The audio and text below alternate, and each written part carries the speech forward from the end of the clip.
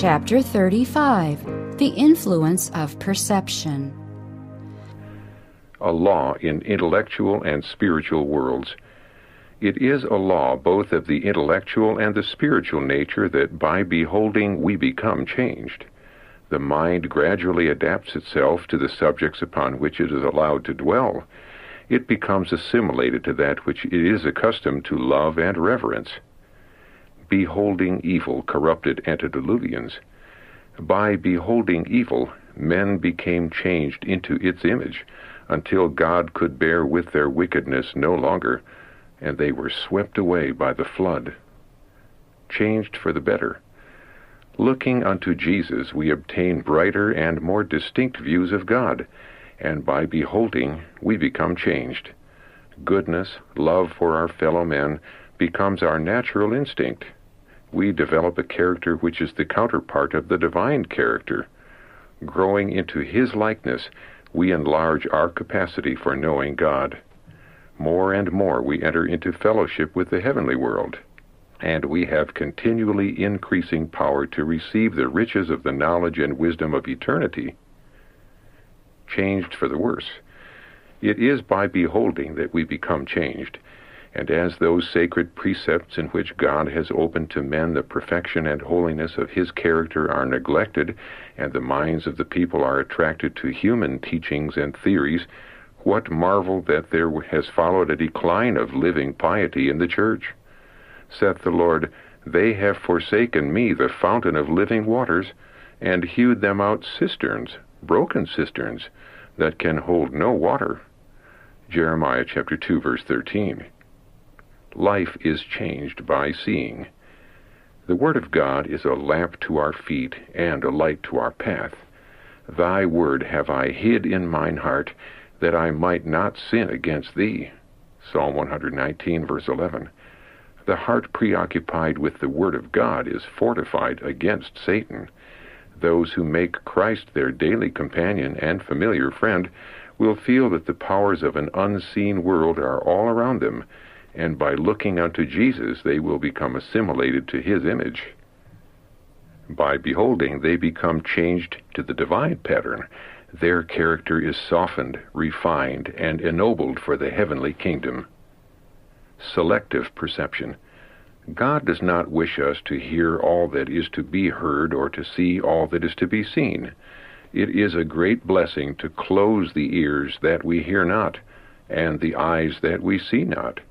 The greatest anxiety should be to have clear eyesight to discern our own shortcomings, and a quick ear to catch all needed reproof and instruction, lest by our inattention and carelessness we let them slip and become forgetful hearers and not doers of the work. Keeping powers of perception alert. If you are called upon to attend a council meeting, ask yourself whether your perceptive faculties are in a proper condition to weigh evidence. If you are not in a proper condition, if your brain is confused, you have no right to take part in the meeting. Are you fractious? Is your temper sweet and fragrant, or is it so disturbed and disagreeable that you will be led to make hasty decisions? Do you feel as though you would like to fight someone? Then do not go to the meeting, for if you go, you will surely dishonor God. Take an axe and chop wood or engage in some physical exercise until your spirit is mild and easy to be entreated. Just as surely as your stomach is creating a disturbance in your brain, your words will create a disturbance in the assembly. More trouble is caused by disturbed digestive organs than many realize. Perception influenced by physical habits controlled by conscience. Those who would have clear minds to discern Satan's devices must have their physical appetites under the control of reason and conscience. The moral and vigorous action of the higher powers of the mind are essential to the perfection of Christian character, and the strength or the weakness of the mind has very much to do with our usefulness in this world and with our final salvation. Exercise improves perception. Brain and muscle must be taxed proportionately if health and vigor are to be maintained. The youth can then bring to the study of the Word of God healthy perception and well-balanced nerves. They will have wholesome thoughts and can retain the precious things that are brought from the Word. They will digest its truths, and as a result will have brain power to discern what is truth. Then, as occasion demands, they can give to every man that asks a reason of the hope that is in them with meekness and fear. Increasing perfection increases perception. The nearer man approaches to moral perfection, the keener are his sensibilities, the more acute is his perception of sin, and the deeper his sympathy for the afflicted. Grief dimmed Mary's perception. Then she turned away, even from the angels, thinking that she must find someone who could tell her what had been done with the body of Jesus. Another voice addressed her, "Woman, why weepest thou? Whom seekest thou?" Through her tear-dimmed eyes, Mary saw the form of a man, and thinking that it was the gardener, she said, "Sir, if thou have borne him hence, tell me where thou hast laid him, and I will take him away." Perceived Jesus by his voice. But now in his own familiar voice, Jesus said to her, "Mary." Now she knew that it was not a stranger who was addressing her, and turning she saw before her the living Christ. In her joy she forgot that he had been crucified. Springing toward him as if to embrace his feet, she said, "Rabboni." Appetite deadens perceptive faculties. The world's Redeemer knew that indulgence of appetite was bringing physical debility and deadening the perceptive faculties so that sacred and eternal things could not be discerned. He knew that self-indulgence was perverting the moral powers and that man's great need was conversion, in heart and mind and soul, from the life of self-indulgence to one of self-denial and self-sacrifice. Sins dim perception. It is sin that darkens our minds and dims our perceptions. As sin is purged from our hearts, the light of the knowledge of the glory of God in the face of Jesus Christ, illuminating his word and reflected from the face of nature, more and more fully will declare him merciful and gracious, long-suffering and abundant in goodness and truth. Exodus chapter 34, verse 6. In his light shall we see light, until mind and heart and soul are transformed into the image of his holiness. Perceptive powers be clouded. Pride, self-love, selfishness, hatred, envy, and jealousy have beclouded the perceptive powers. How Christ met perceptions dulled by sin. Christ stooped to take upon himself human nature that he might reach the fallen race and lift them up. But the minds of men had become darkened by sin. Their faculties were benumbed and their perceptions dulled, so that they could not discern his divine character beneath the garb of humanity. This lack of appreciation on their part was an obstacle to the work which he desired to accomplish for them, and in order to give force to his teaching, he was often under the necessity of defining and defending his position. By referring to his mysterious and divine character, he sought to lead their minds into a train of thought which would be favorable to the transforming power of truth. Again, he used the things of nature with which they were familiar to illustrate divine truth. The soil of the heart was thus prepared to receive the good seed. He made his hearers feel that his interests were identified with theirs, that his heart beat in sympathy with them in their joys and griefs. At the same time, they saw in him the manifestation of power and excellence far above that possessed by their most honored rabbis. The teachings of Christ were marked with a simplicity, dignity, and power heretofore unknown to them, and their involuntary exclamation was, "Never man spake like this man." The people listened to him gladly. Uncontrolled passions injure perceptive faculties. The lower passions are to be strictly guarded. The perceptive faculties are abused, terribly abused, when the passions are allowed to run riot.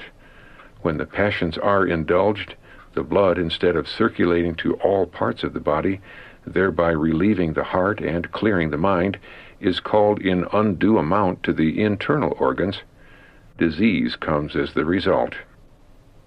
The man cannot be healthy until the evil is seen and remedied. The mind can be educated to accept sin.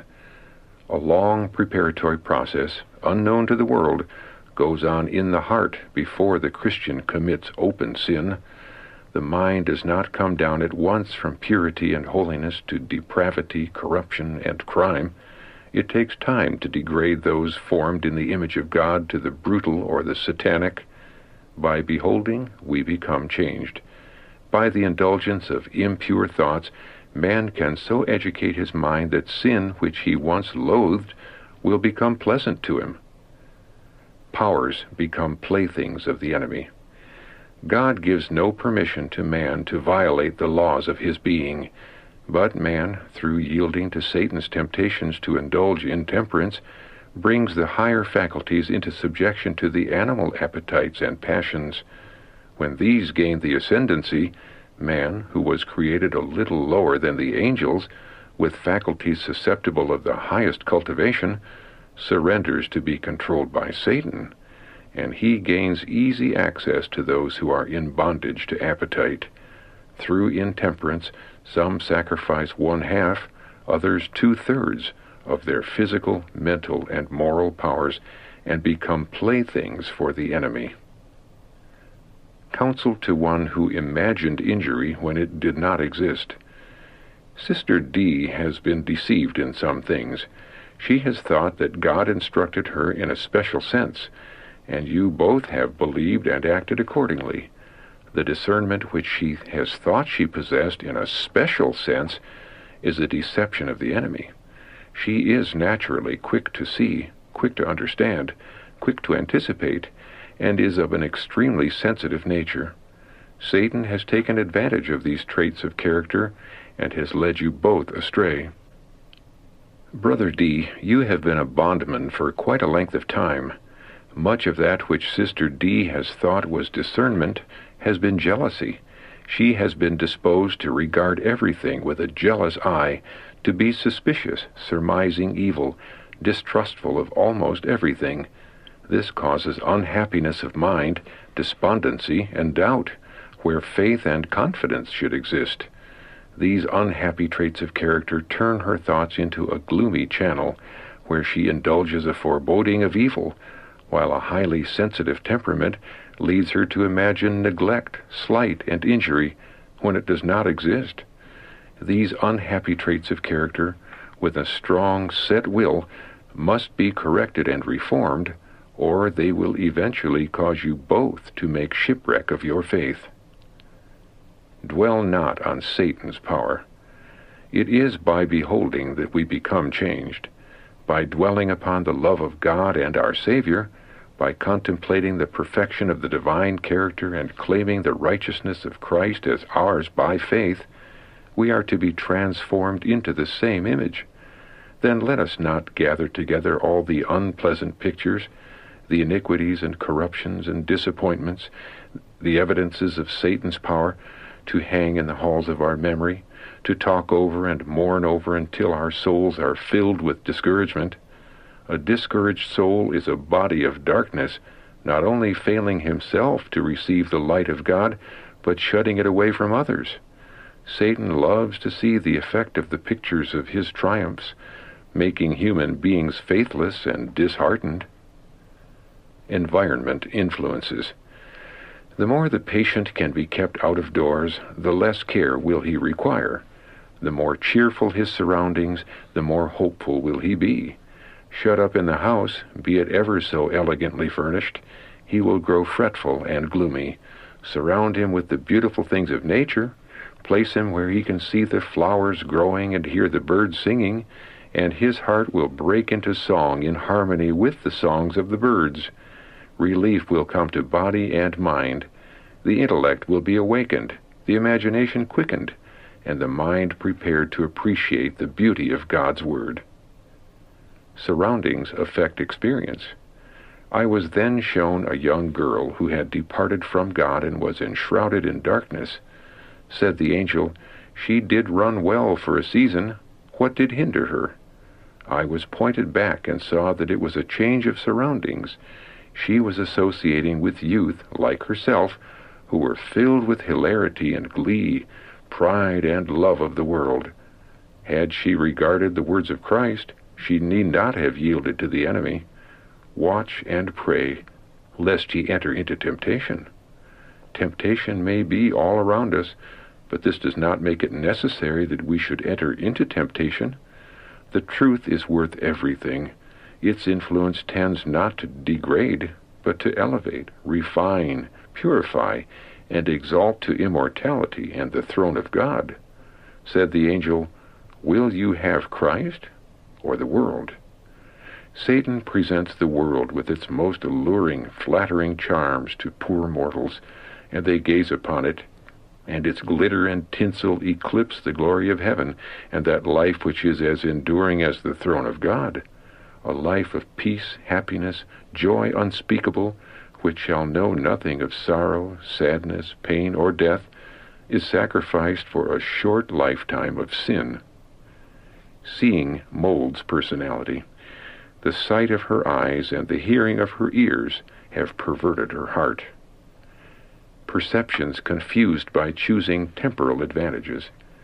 Lot chose Sodom as a place of residence because he looked more to the temporal advantages he would gain than to the moral influences that would surround himself and his family.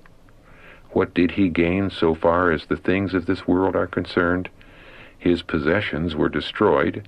Part of his children perished in the destruction of that wicked city. His wife was turned to a pillar of salt by the way, and he himself was saved so as by fire. Nor did the evil results of his selfish choice end here, but the moral corruption of the place was so interwoven with the character of his children that they could not distinguish between good and evil, sin and righteousness. Perceptions dimmed to eternal verities. Those who have made a wrong use of means dedicated to God will be required to give an account of their stewardship. Some have selfishly grasped means because of their love of gain. Others have not a tender conscience. It has become seared through long-cherished selfishness. Their minds have so long run in a low, selfish channel that they cannot appreciate eternal things. They do not value salvation. It seems impossible to elevate their minds to rightly estimate the plan of salvation or the value of the atonement. Selfish interests have engrossed the entire being. Like a lodestone, they hold the mind and affections, binding them down to a low level. Some of these persons will never attain to perfection of Christian character because they do not see the value and necessity of such a character. Their minds cannot be elevated so that they will be charmed with holiness.